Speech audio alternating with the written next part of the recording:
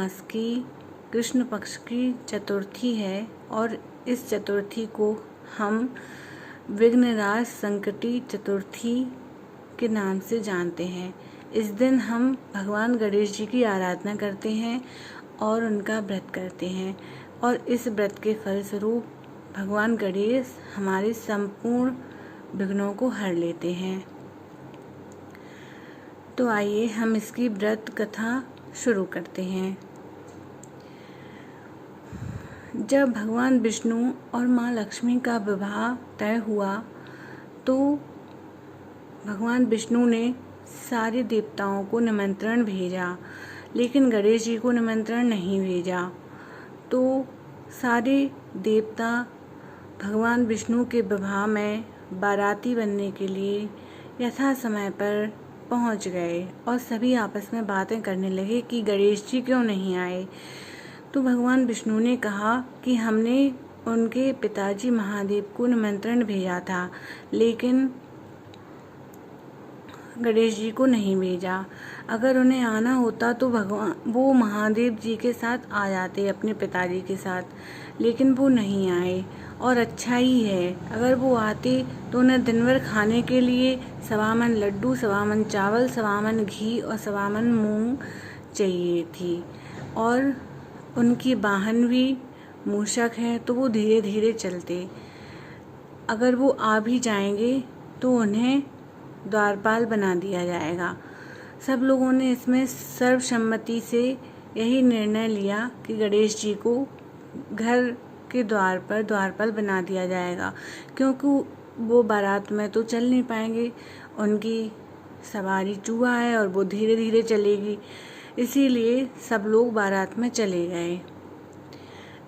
इधर नारद जी तो जानते ही हैं सभी लोग कि नारद जी तो भगवान के प्रमुख लीलाधर हैं। तो उन्होंने गणेश जी के पास जाकर कहा कि आप बारात में क्यों नहीं गए। तो गणेश जी ने कहा कि भगवान विष्णु ने हमारा अपमान किया है और हमें निमंत्रण नहीं भेजा। तो भगवान विष्णु इधर बारात में जा रहे थे तो उनके सारे रथ के पहिए जमीन में धंस गए, क्योंकि नारद जी ने गणेश जी को यह सलाह दी थी कि तुम अपने सारे चूहों को छोड़ दो और उन्हें जमीन, जिस रास्ते से भगवान की बारात जा रही है उस रास्ते की ज़मीन को खुदवा दो, जिससे उनके पहिए ज़मीन में धंस जाएंगे। तो उन्होंने ऐसा ही किया। इधर सारे देवताओं के पहिए ज़मीन में धंस गए। संपूर्ण शक्ति लगाने पर भी उनके पहिए नहीं निकले। बारात का समय हो रहा था, विवाह का मुहूर्त निकला जा रहा था, तो भगवान विष्णु परेशान हो गए। इधर नारद जी आए तो उन्होंने कहा कि ये सब गणेश जी के अपमान के कारण हुआ है। यदि आप उन्हें सम्मान पूर्वक निमंत्रण भेजेंगे तो आपका जो मनोबल है और जो पहिए की समस्या है वो दूर हो जाएगी। तो भगवान विष्णु ने ऐसा ही किया। उन्होंने नंदीश्वर को संपूर्ण सम्मान के साथ गणेश जी को लाने के लिए भेजा। तो नंदीश्वर ने विनय करके गणेश जी को मना लिया और वो बारात में चलने के लिए तैयार हो गए। जैसे ही गणेश जी बारात में सम्मिलित हुए, उनके सभी के पहिए अनायास ही निकल आए जमीन से।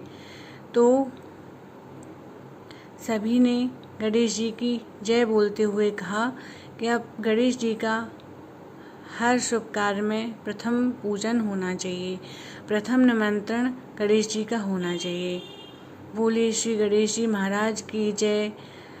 गाइए गणपति जगवंदन, संकट सुवन भवानी नंदन, सिद्धि सदन गज बदन विनायक, कृपा सिंधु सुंदर शबलायक, मोदक प्रिय मुद मंगल दाता, विद्या वारिधि बुद्धि विदाता, मांगत तुलसीदास कर जोरे, वशय राम सिय मानस मोरे। बोलिए गणपति महाराज की जय। जैसे सारे देवताओं के विघ्नों को हरा, वैसे ही हम भक्तों के विघ्नों को गणेश जी आप हर लीजिए। ऐसी विनती करके गणेश जी के चरणों में सिर नवाकर हम अपनी कथा संपूर्ण करते हैं। और अगर आपको ये कथा अच्छी लगी हो तो आप प्लीज़ लाइक एंड शेयर ज़रूर कीजिए। राधे राधे।